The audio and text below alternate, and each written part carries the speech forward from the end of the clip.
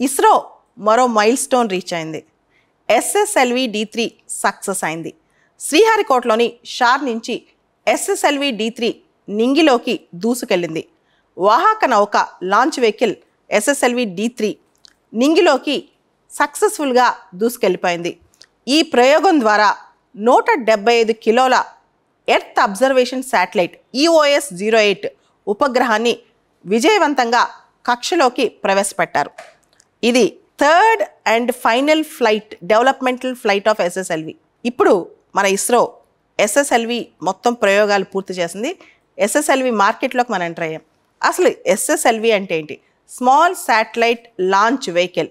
SSLV అంటే దాదాపు మనం గమనిస్తే కనుక దీని డెఫినేషన్లో 500 kgs satellite, up to 500 kgs బరువు ఉన్న శాటిలైట్, 500 కిలోల బరువు ఉన్న శాటిలైట్లు. ఇది లో ఎర్త్ ఆర్బిట్లో, అంటే భూమి నుంచి 500 కిలోమీటర్స్ వరకు అప్ టు దట్ ప్లేస్ మనం దాన్ని ప్లేస్ చేయొచ్చు అనమాట. సో ఎస్ఎస్ఎల్వి అడ్వాంటేజ్ ఏంటంటే లో కాస్ట్, చౌక ధర, లో టర్న్ అరౌండ్ టైం, తర్వాత మల్టిపుల్ శాటిలైట్స్ ఒకటేసారి పంపించగలగటం, లాంచ్ ఆన్ డిమాండ్ ఫీజిబిలిటీ, ఎప్పుడు కావాలంటే అప్పుడు మనం ఫాస్ట్గా లాంచ్ చేసుకోవచ్చు. And minimum launch infrastructure, launch చేసేటప్పుడు ఇన్ఫ్రాస్ట్రక్చర్ రిక్వైర్మెంట్స్, రిసోర్స్ రిక్వైర్మెంట్స్ చాలా తక్కువ ఉంటాయి. ఈరోజు సోమనాథ్ గారు ఇదే చెప్పారు. ఇది ఈ ఎస్ఎస్ఎల్వి D3 అనేది third and final developmental flight of SSLV మనం అద్భుతంగా చేయగలిగామని చెప్పి. అయితే ఎర్త్ అబ్జర్వేషన్ శాటిలైట్తో పాటు ఒక చిన్న శాటిలైట్ కూడా పంపించారు. అది 0.2 kgs ఉంది, 0.2 kgs SRO డెమోసాట్ అనమాట. ఇది స్పేస్ కిడ్స్ ఇండియా వాళ్ళు డెవలప్ చేశారు. మొత్తం మనం గమనిస్తే కనుక ఈ ప్రయోగం మొత్తం కూడా 17 నిమిషాల పాటు కొనసాగింది. మొత్తం EOS ఎర్త్ అబ్జర్వేషన్ శాటిలైట్ అనేది శాటిలైట్ బేస్డ్ సర్వీలెన్స్ కావచ్చు, డిజాస్టర్ మానిటరింగ్, ఏదైనా విపత్తు వచ్చింది, ఇప్పుడు వాయనాడ్ లాంటి విపత్తు వచ్చింది, అలాంటప్పుడు అబ్జర్వ్ చేయడానికి డ్రాట్స్, ఫెమైన్స్, ఇవన్నీ.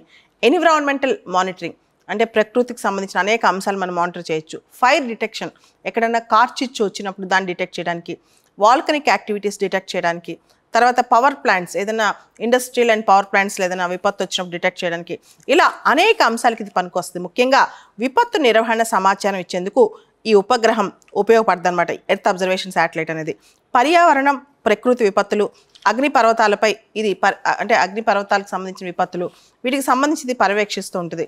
ఇస్రోకి చెందిన UR రావ్ శాటిలైట్ సెంటర్లో ఈ ఎర్త్ అబ్జర్వేషన్ శాటిలైట్ని అభివృద్ధి చేశారు. ఇందులో ఉండే ఎలక్ట్రో ఆప్టికల్ ఇన్ఫ్రారెడ్ పేలోడ్ అనేది mid wave, long wave infrared పిక్చర్స్ను క్యాప్చర్ చేస్తూ ఉంటుంది అనమాట.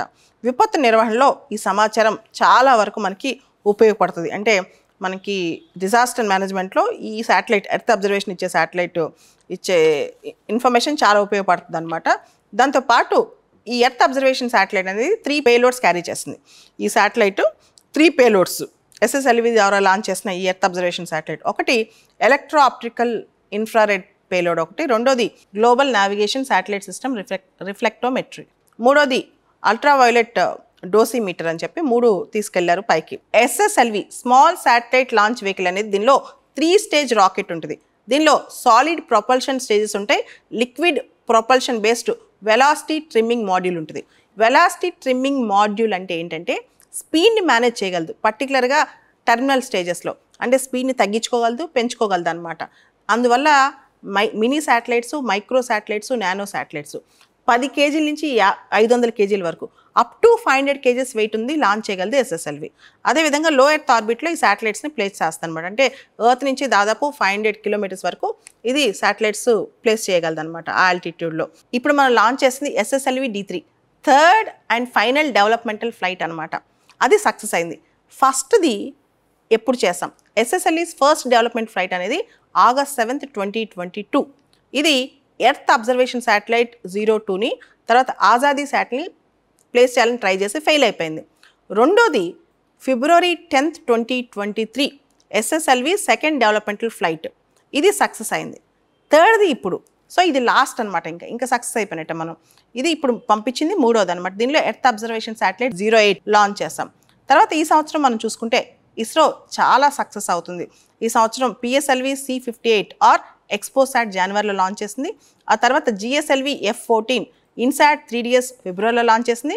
ఇప్పుడు ఎస్ఎస్ఎల్వి D3, ఈ 3 చాలా సక్సెస్ వచ్చింది ఇస్రోకి ఈ సంవత్సరం. దాంతోపాటు స్మాల్ శాటిలైట్ లాంచ్ వెహికల్ రంగంలోకి మనం అడుగు పెడుతున్నాం.